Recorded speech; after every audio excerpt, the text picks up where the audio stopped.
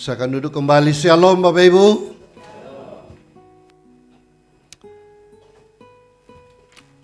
Ya, kita tetap dengan sukacita untuk mempertahankan iman kita di tengah berbagai situasi. Saya bersyukur bahwa di beberapa bulan yang sudah berlalu ini kita tetap fokus kepada tema kita, buktikan iman Anda. Menerima tantangan ya, challenger, buktikan iman Anda. Karena kita semua adalah orang-orang yang sudah beriman. Dan iman itu tidak boleh pasif, iman itu harus aktif. Iman tanpa bukti, tindakan mati dan tidak ada faedahnya. Karena itu bagaimana kita bisa membuktikan iman kita, saudara-saudara? Membuktikan iman justru kita diajak untuk belajar dari tokoh-tokoh iman yang sudah pernah membuktikan iman mereka. Jadi kita masih terfokus dalam kitab Ibrani pasal yang ke-11 selama berapa ini yang ke-11 mungkin ya. Ya. Khotbah seri yang ke-11 dari Ibrani pasal 11 ya. Dan kita masih 2 minggu lalu bagian yang ke-10 berbicara tentang satu tokoh yaitu Yusuf. Sayangnya jemaat kita tidak ada namanya Yusuf kah? Atau ada yang namanya Yusuf? Sebab jemaat kita ini namanya panjang-panjang tapi tidak pernah dimunculkan juga ya. Ya. Kadang-kadang ada namanya 2, 3, 4, tapi yang diucap hanya 1. Jadi sampai mati pun kita hanya tahu 1 itu begitu kan. Apalagi ibu-ibu, hilang nama mereka karena mereka dipanggil dalam nama suaminya gitu kan. Jadi kita juga nggak tahu ibu siapa sampai hari ini. Jadi apa arti sebuah nama? Nama yang tidak pernah dikenal seumur hidup juga ya. Nah, Yusuf jangan dilupakan dalam hidup kita. Kita tiba pada tokoh Yusuf, saudara-saudara, dan sangat menarik untuk kita mau membuktikan iman kita, belajar dari Yusuf bagaimana membuktikan iman. Bagaimana Bapak Ibu, saya ingin bertanya, apakah masih ada komitmen untuk membuktikan iman kita di tengah dunia ini? Halo? Masih mau buktikan iman di tengah dunia ini? Atau tidak lagi? Masalah demi masalah, ancaman demi ancaman. Kadang-kadang kita memadamkan iman itu. Siapa namamu? Ya bisa dijawab. Apa agamamu? Susah dijawab. Nah saudara-saudara, mungkin kita masih dalam konteks lingkungan. Tidak apa-apa, Anda boleh percaya dengan imanmu. Belum ada tantangan, belum ada ancaman. Tapi di negara lain, you berani sebut imanmu habis. Apalagi siapa yang kamu percayai. Wah itu salah menyebut, langsung dor, ancamannya nyawa. Nah saudara-saudara, jadi tidak mudah orang berani membuktikan atau mempertahankan imannya. Bahkan di zaman sekarang banyak orang beranggap iman itu juga gak ada gunanya, sehingga rela saja tinggalkan imannya dan berpindah mungkin ke iman lain yang lebih beruntung begitu kan, mungkin karena iman yang dianut sekarang rasanya hampa, kekosongan dan kesia-siaan. Karena itu saudara-saudara, saya melihat bahwa seluruh tokoh perjanjian lama yang sudah membuktikan imannya yang luar biasa itu datang pada zaman perjanjian baru oleh sang penulis perjanjian baru yang sudah melewati kurang lebih 4.000 tahun. 4.000, wih jauh banget. Toh masih dimunculkan profil mereka atau biodata mereka atau kurikulum vitae mereka atau identitas mereka di perjanjian baru. Ini loh, belajarlah dari tokoh-tokoh iman yang memiliki prinsip hidup yang sama. Ibrani 11 ayat 1 ayat mengatakan apa? Iman adalah bukti dari apa yang tidak kita lihat. Ya. Dan mereka menerapkan hal yang sama. Tidak melihat Tuhan, tapi percaya dan bisa membuktikan dalam kehidupan ini. Karena itu kita tidak pernah bosan, dan kita sudah membahas ayat demi ayat sekarang tiba pada profil Yusuf. Dan Yusuf kita sudah bahas beberapa bahagiannya. Kita lanjut saja saudara-saudara. 2 minggu lalu kita menyoroti rahasia sukses Yusuf. Yang pertama, langsung kepada yang pertama. Lompat saja, lompat slide-nya, lompat saja yang pertama. Ya, Yusuf itu sukses karena hidup dalam penyertaan Allah. Ada banyak orang sukses di dunia, ya. Bisa sukses menurut yang Anda mau, yang Anda tempuh, bisa. Tetapi bagi Yusuf, sukses bagi dia adalah karena penyertaan Tuhan. Penyertaan Tuhan memungkinkan dia menggapai kesuksesan. Dan kita sudah tahu apa kesuksesan Yusuf ya. Dia diangkat Tuhan, dipilih Tuhan, dipakai Tuhan menjadi Perdana Menteri di negeri asing di Mesir. Dan menyelamatkan bangsa itu oleh karena Tuhan menyertai dia, memakai dia, memberi karunia kepada dia untuk bisa bermimpi dan menafsirkan mimpi-mimpi.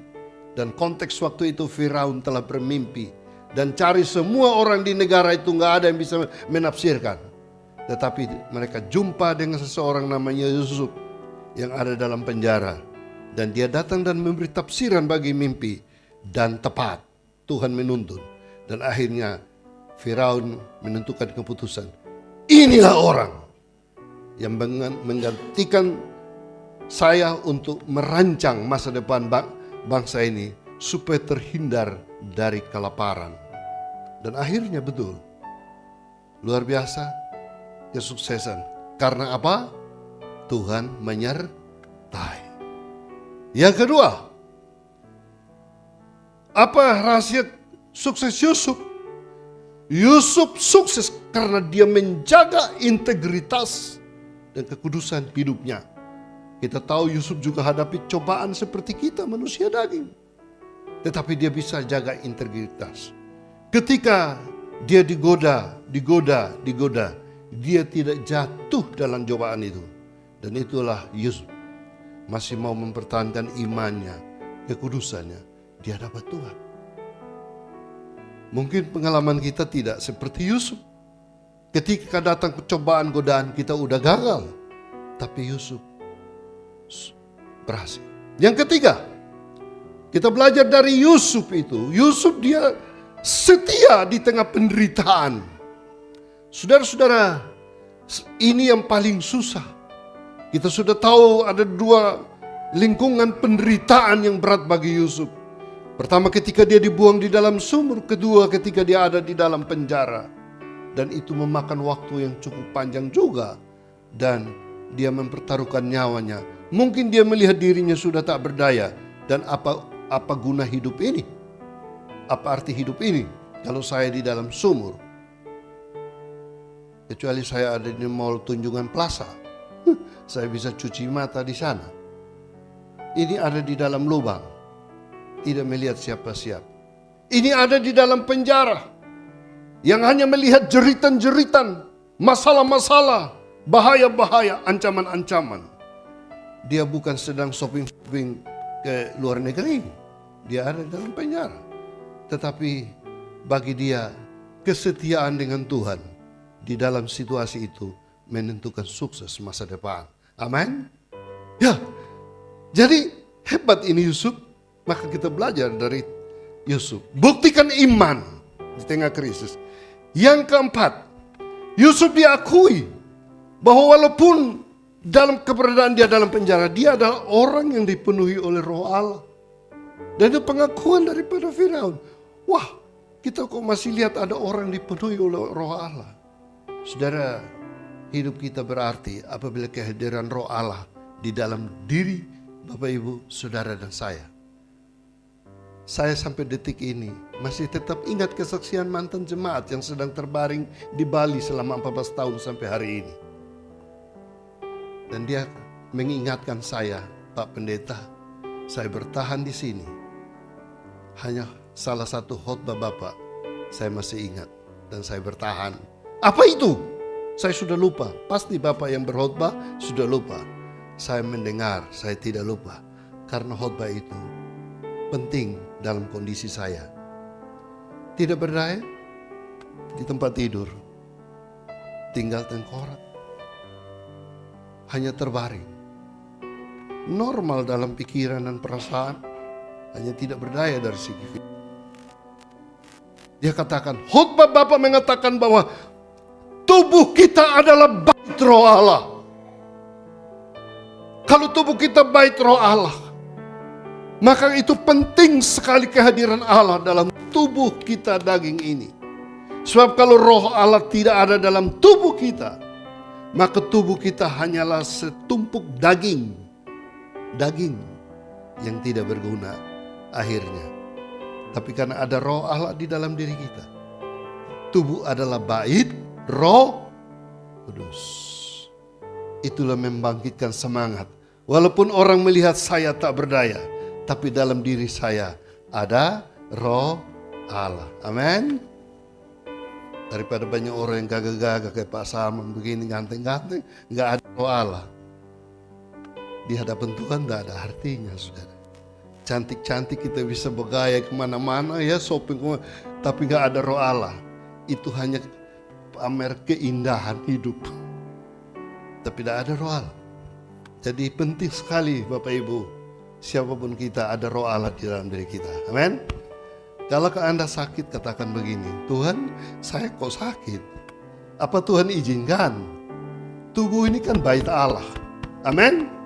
Apa Roh Allah ini diam di dalam tubuh yang sakit? Ayo, boleh saja kalau atas izin Tuhan. Tapi saya kira Roh Allah ada di dalam diri kita untuk apa? Kan dia mau mengerjakan hal-hal yang baik dalam hidup ini. Jadi memberanikan diri tubuh. Ini adalah bait Allah. Dan Tuhan berkehendaki sembuh dalam nama Yesus. Sembuh. Penyakit jangan lama-lama dalam tubuh ini. Karena saya mau memuliakan Allah. Roh Allah di dalam diri saya. Amin. Iman juga menentukan. Tapi kalau Anda mau serahkan tubuh Anda kepada dosa, silakan.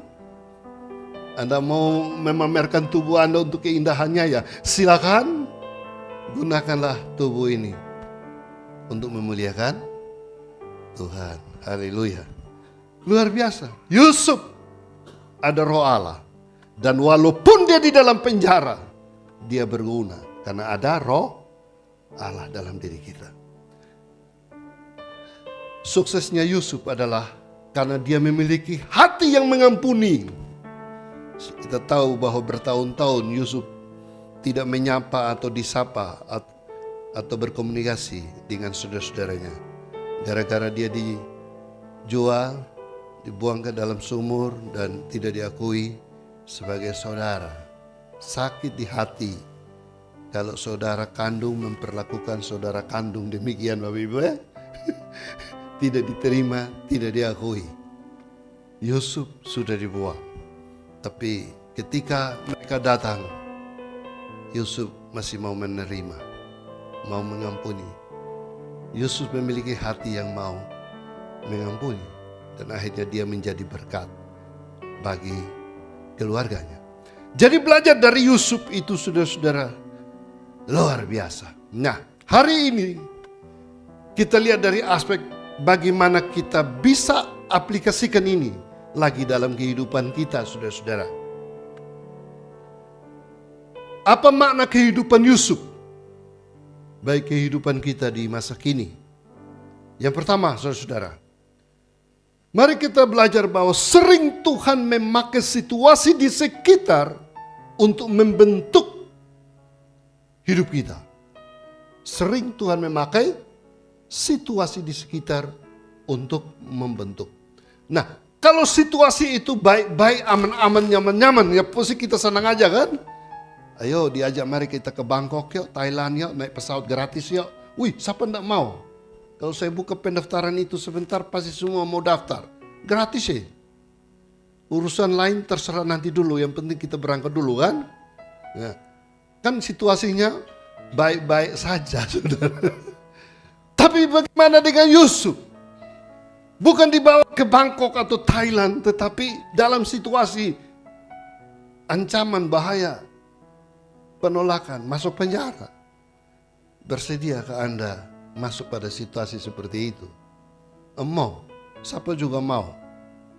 Selagi otak kita masih normal, pilihan kita tidak di situ. Betul ya? Anda normal dan saya. Tapi sering Tuhan memakai situasi-situasi yang tidak normal itu untuk membentuk kita.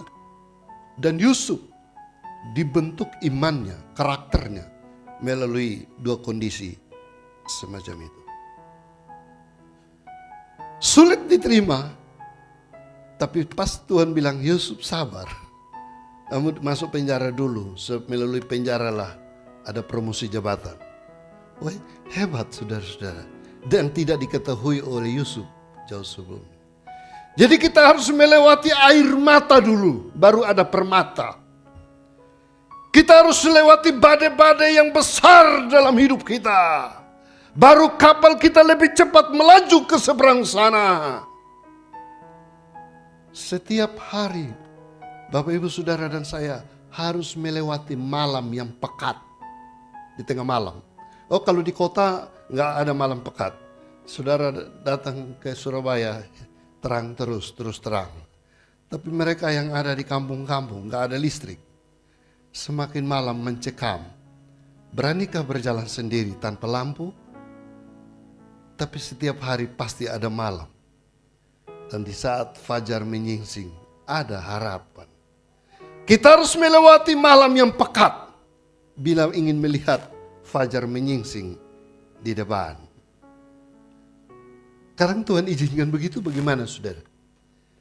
Kita harus melewati lembah duka, lembah air mata, lembah pergumulan yang berat. Baru nanti Tuhan akan nyatakan berkat-Nya yang besar. Kelihatannya masalah semakin besar, tetapi nanti di balik itu ada berkat juga yang lebih besar. Karena kita di dalam situasi itu perlu dilatih kesiapan kita, karakter kita, mental kita, iman kita. Kalau tidak demikian, saudara akan terjadi seperti anak yang terhilang.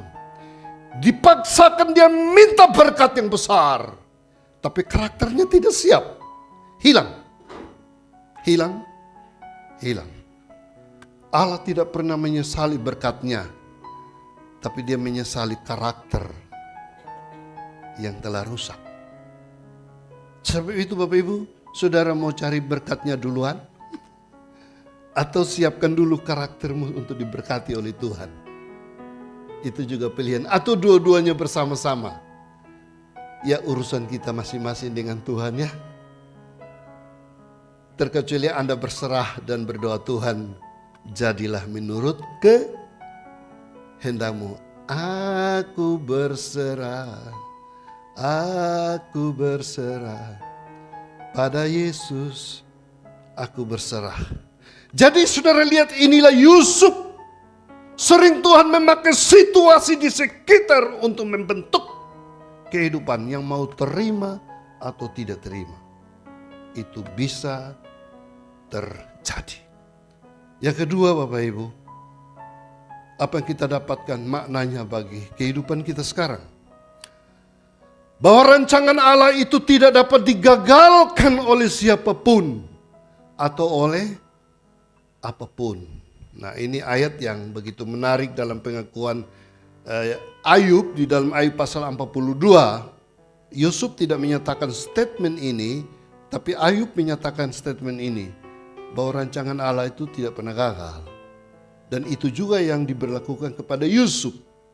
Jadi mari kita coba kutip Ayub 42 ayat yang kedua. Teksnya berbicara bagi kita semua untuk melihat rancangan Allah yang tidak pernah gagal itu, saudara-saudara. Ayub 42 ayat 23. Aku tahu bahwa engkau sanggup melakukan segala sesuatu dan tidak ada rencanamu yang gagal. Sekali lagi, 23. Aku tahu bahwa engkau sanggup melakukan segala sesuatu dan tidak ada rencanamu. Tuhan bisa berbuat apa saja yang Tuhan mau. Di saat Tuhan membuka pintu berkat yang berlimpah bagi kita, bisa. Di saat Tuhan mau menjawab doa-doa kita, bisa. Tetapi di saat Tuhan mengizinkan badai kehidupan datang, melanda, bisa. Dan bagi Ayub diizinkan sekarang dia masuk pada pergumulan hidup yang berat juga. Kita udah renungkan, memahami kisah Ayub. Namun di situ dikatakan bahwa tidak ada rancanganmu yang gagal. Jadi betul saudara-saudara, rancangan Allah bagi kita tidak dapat digagalkan oleh siapapun dan apapun. Dan kadang kita kaget, kita nggak bisa menerima rancangan Allah. Berontak terhadap rancangan Allah, ya. Tapi tidak mengubah. Allah tetap ada rancangannya bagi kita. Sedangkan rancangan master plan jangka panjangnya atau roadmap-nya 20 pasal Yeremia 29:11, masa depan bukan masa sekarang. Itu ya, rancangan Allah. Masa depannya, endingnya damai sejahtera. Untuk mencapai sana, you melalui proses ini dulu. Ya, itulah Yusuf. Sebelum menjadi Perdana Menteri di sana, melewati ini dulu. Supaya digenapi juga Mazmur 126, menaburlah dengan air mata, maka engkau akan menuai dengan sorak-sorai. Orang yang berjalan maju sambil menangis, dia akan pulang dengan membawa berkat-berkatnya. Saudaraku, pelajaran ini teramat penting bagi kita. Maka kalau kita punya waktu untuk mesbah keluarga, untuk renungan pribadi, ambillah waktu untuk membaca kisah-kisah hidup tokoh-tokoh iman yang sudah lebih awal daripada kita ini, saudara. Dan kita belajar dari situ. Dan kita juga ajarkan lagi kepada anak kita, cucu kita, sesama kita yang mungkin lagi lemah, letih lesu imannya. Kita berbagi ya kehidupan dengan mereka. Alkitab ini dokumen berbagi kehidupan, berarti kan? Tokoh-tokoh iman sudah berbagi hidupnya bagi kita. Dan kita sekarang belajar. Amin Bapak Ibu. Puji Tuhan, tiap minggu kita mau belajar firman Tuhan. Memuji Tuhan, menyembah Tuhan, ya. Tapi belajar firman itu penting sekali. Belajar firman penting dalam hidup kita. Adakah waktu untuk kita belajar firman? Tiap minggu sudah yes. Kalau bisa tiap hari, lebih yes lagi ya. Jadi tambah yes. Baru 2 yes kalau tiap hari. Tapi kalau setiap waktu kosong firman, maka Anda boleh katakan yes. Atau no. Atau yes, no, yes. Atau yes, no, no. Saudara mau yang mana? Yes. Amin. Saudara mau diberkati? No, yes. Yes. Sebab Tuhan sudah janji, orang yang renungkan firman Tuhan siang dan malam, hidupnya seperti pohon yang ditanam di tepi aliran air, yang terus hijau daunnya dan tidaklah pernah layu walaupun datang panas, karena ada air, dan terus menghasilkan buah. Amin, saudara-saudara. Ya. Mari kita belajar dari Yusuf. Yes, jadi rancangan Allah tidak pernah gagal bagi kehidupan kita. Maka setiap saat kita juga berdoa, adaptasikan hidup kita atau berserah diri dan bertanya, Tuhan apa rancanganmu sampai pada tahun ini, sampai pada usia ini, sampai pada tahap hidup ini. Tuhan apa rancanganmu yang belum diwujudkan dalam hidup ini. Mungkin dalam hidup ini ada rancangan Allah yang pernah di-cancel. Hah? Kok di-cancel? Oh bisa. Dulu Tuhan mau pakai, kita nggak mau. Ya di-cancel dulu toh. Dulu mau diberkati, nggak mau diberkati. Ya sudah di-cancel dulu tuh rancangan Allah. Ketika kita balik kanan baru, oh Tuhan saya mau. Jadi saudara, rancangan Allah, berdoalah. Apa rancanganmu bagi diriku? Apa rancanganmu bagi keluargaku? Apa rancanganmu bagi masa depanku? Kalau setiap kita bisa mendengar suara Tuhan, itu baik sekali. Maka carilah kehendak Tuhan dan ikutilah rancangannya dalam hidupmu. Saudara, yang ketiga, apa yang bisa kita aplikasikan dalam hidup ini? Kesetiaan Yusuf, yaitu kesetiaan selalu membuahkan berkat di kemudian hari. Kesetiaan akan membuahkan apa? Berkat di kemudian hari, bukan saat itu ya. Kalau engkau mau setia saat itu dan langsung diberkati, tidak. Di kemudian hari. Bagaimana dengan Yusuf? Dia setia dalam hubungan dengan Tuhan, setia dalam masa sulit. Dan saudara-saudara, dengan kesetiaan ada waktu untuk dia menuai. Dengan setia akan indah pada waktunya. Firman Tuhan mengatakan segala sesuatu akan indah pada waktunya. Dan dia menjadi berkat bukan bagi diri dia sendiri ternyata. Bagi keluarganya, bagi masyarakat, bagi bangsa dan negara. Yusuf menjadi berkat luar biasa, Ibu. Selama kita hidup, biarlah kita jangan hanya jadi berkat, menerima berkat untuk diri kita sendiri. Biarlah kita juga jadi berkat bagi keluarga mungkin, jadi berkat bagi orang lain, jadi berkat bagi bangsa dan negara. Ya, itu penting. Ya, saya menyadari belakangan ini Tuhan pakai juga ya, nggak hanya menjadi gembala bagi GKI Torsina. Tuhan pakai juga untuk menjadi berkat bagi banyak pendeta-pendeta, gembala-gembala, bahkan gereja-gereja lain. Minggu lalu saya ke Probolinggo untuk memberkati pernikahan di gereja Bethel di sana. Ya, pendetanya anaknya menikah. Nah, undanglah saya sama GBI. Oh enggak, Pak Pendeta Salmon yang lebih pas kami undang. Ada pernah GPDI, macam-macam. Jadi kita jadi berkat bagi orang lain. Amin Bapak Ibu. Mau dipakai Tuhan jadi berkat? Atau gimana Pak, kantongku aja bolong terus ini, kempes terus ini, kapan penuhnya ini?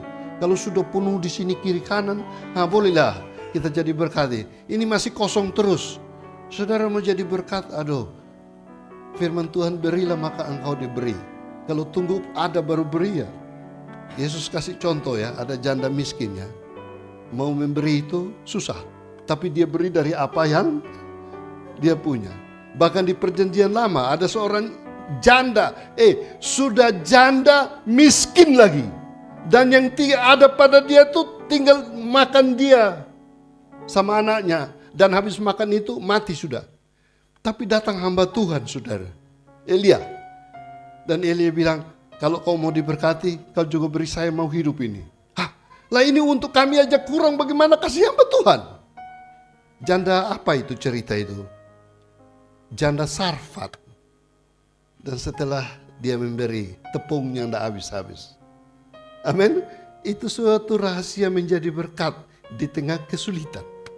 Berkat di tengah kesukaran. Yesus dalam perjanjian baru mengajarkan murid-muridnya, woi kita harus menjadi berkat bagi 5.000 orang.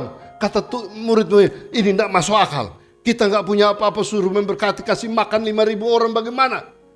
Wah, enggak harus. Nah, cek yang ada hanya 5 roti, 2 ekor ikan. 5 roti pun itu punya seorang anak kecil. Itu bekal di jalan. Paksa minta, sini. Nggak tahu yang 2 ekor ikan saya cari-cari punya siapa, saya nggak ngerti juga. Hanya yang saya temui informasi 5 roti itu punya seorang anak kecil. Sanggup. Nah itu yang ada Tuhan hanya 5 roti 2 ekor ikan. Mana mungkin ini 5.000 suruh pulang makan dewe-dewe di rumah. Tuhan bilang tidak. Kita berkati dulu. Dan akhirnya Tuhan doa dan menjadi mujizat. Apa yang ada. Tuhan tidak pernah minta apa yang tidak ada. Ya sudah, Anda jawab aja sama Tuhan. Tuhan, saya juga nggak punya apa-apa. Ya udah, kalau sudah nggak punya apa-apa, artinya Anda udah mati juga kan? Tapi masih hidup. Saudaraku, ini rahasia Yusuf. Dia diberkati. Jadi, kalau sudah sampai kepada pembuktian pengalaman-pengalaman iman begitu, wah, indah juga kita buktikan iman di tengah krisis. Amin Bapak Ibu. Berarti semua harus bisa, siapapun harus bisa. Buktikan iman kita sesuai dengan kapasitas kita, kondisi kita, lingkungan kita, di mana kita berada, apa yang Tuhan mau, yang kita buatlah saudara-saudara. Buktikan iman Anda di tengah situasi semacam itu. Saya nggak tahu kalau pulang dari sini tiba-tiba ada yang minta pinjam uang saudara kasih apa tidak? Pas nggak punya uang juga. Ini tinggal uang untuk beli capcay karena nasi sudah masak. Dan kemudian orang ini datang dan maksa-maksa, saya sudah 2 hari tidak makan. Ini dilema, ini orang 2 hari tidak makan. Kita nasi masih ada, uang ini tinggal beli capcay. Keputusan ini di tangan Anda. Apa yang saudara lakukan kira-kira? Buktikan iman Anda. Hah? Jawab, aduh kami juga nggak ada uang ini. Ini ada tapi nasi, ini pulang ini makan nasi sama kecap ini pasti ini. Ya syukur ada teman tempe tahu lah. Buktikan iman Anda. Atau ayo ikut ke rumah. Walaupun nasi kosong kita makan sama-sama. Haleluya. Ada pengalaman-pengalaman kecil sederhana. Apalagi yang anak-anak kos. Kadang gak punya uang makan apa adanya juga kan. Saudara terkasih dalam Tuhan, atau kita katakan berdoa. Mari kita berdoa sekarang ini. Tiba-tiba nanti habis berdoa ada telepon berbunyi. Halo, mau ditransfer ya? Wah, mujizat juga ya. Dan saudara katakan mujizat masih ada. Kita rindu loh dengar kesaksian yang aneh-aneh, yang unik-unik dalam hal-hal kecil dalam hidup ini ya. Saudara percaya Tuhan itu hidup? Tuhan masih ada? Tuhan sanggup menolong? Karena di tengah krisis, disitulah terjadi mujizat. Dan memang kalau mau mengalami mujizat, harus lewat krisis dulu. Saudara belajar dari Yusuf ini luar biasa. Yang terakhir, di mata manusia sering ditolak dan dibuang, tapi di mata Allah dipilih demi rencananya. Ya, inilah Yusuf, dibuang oleh saudara-saudaranya, ditolak, tapi dipilih Allah, dan akhirnya menjadi berkat bagi banyak orang. Menarik teks juga tentang Tuhan Yesus. Dalam 1 Korintus 2 ayat 7 mengatakan, Yesus dibuang oleh tukang-tukang bangunan, tukang-tukang batu, tapi dia dipilih menjadi batu penjuru, jadi penyelamat bagi semua orang. Dia dihina, dia dibuang, tapi dia dipilih. Apa yang tidak berdaya, tidak berguna di mata manusia, bisa dipilih dipakai Allah. Dan teks ini mungkin menolong kita ya. Kita baca saja 1 Korintus pasal 1 ayat 27 sampai 29.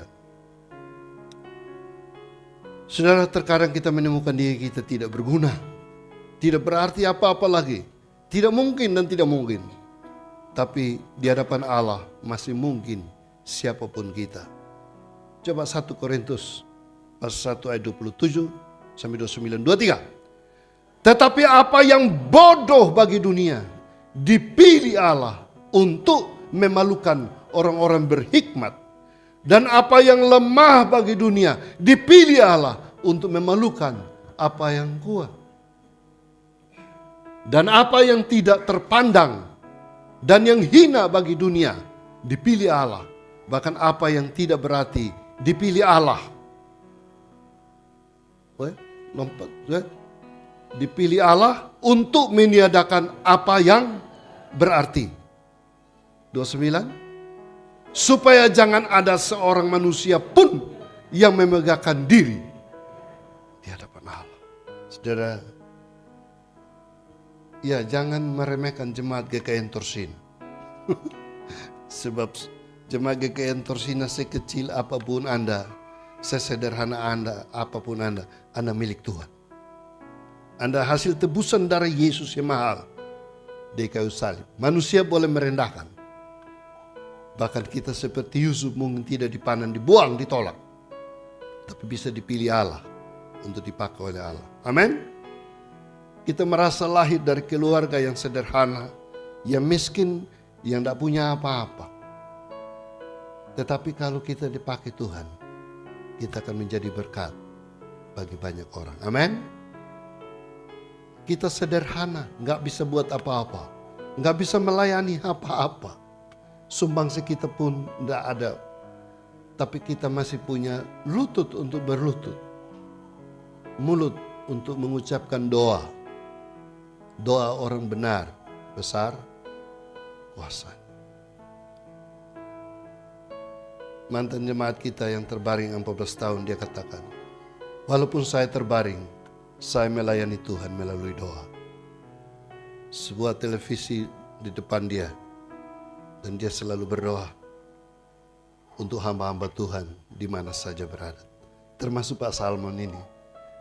Didoakan. Jadi saya juga terharu, saudara-saudara. Orang bisa melayani Tuhan dalam kesederhanaan apapun juga. Apa yang ditolak di mata manusia, dibuang di mata manusia, dipilih Allah demi rencananya. Musa dibuang. Nah, nanti berikut serinya dari Yusuf kita ke Musa. Tapi dipilih Allah menjadi pemimpin bagi satu bangsa. Tuhan memberkati jemaat sekalian. Tetap buktikan iman kita di tengah berbagai situasi yang datang melanda kehidupan kita silih berganti.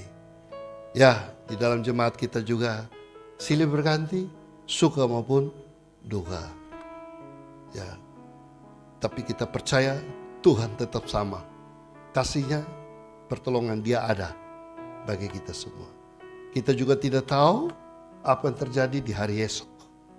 Mungkin itu pembentukan Tuhan bagi keluarga kita masing-masing. Tapi yang kita tahu Tuhan tidak pernah tinggal. Rancangan Allah tidak pernah gagal. Tugas kita selagi masih ada kesempatan, kita memuliakan Tuhan. Amin Bapak Ibu. Tuhan memberkati semua jemaat, pribadi lepas pribadi, keluarga lepas keluarga, pergumulan. Mari kita tetap setia, sekarang menjelang Natal, kita semua tetap komitmen mengakhiri tahun ini dengan sukacita. Ya, mungkin menyambut tahun yang baru bila Tuhan berkenan, dengan rancangan-rancangan Allah bagi masa depan kita semua, saudara-saudara. Tak pernah Tuhan janji. Pujian ini, mari singar, mari pemusik. Langit selalu biru, tapi janjinya Dia pegang tangan kita semua. Mengaminkan, merefleksikan firman Tuhan melalui pujian ini Bapak Ibu. Biarlah kita belajar untuk membuktikan iman kita seperti Yusuf. Dan kita percaya Tuhan ada bersama dengan kita.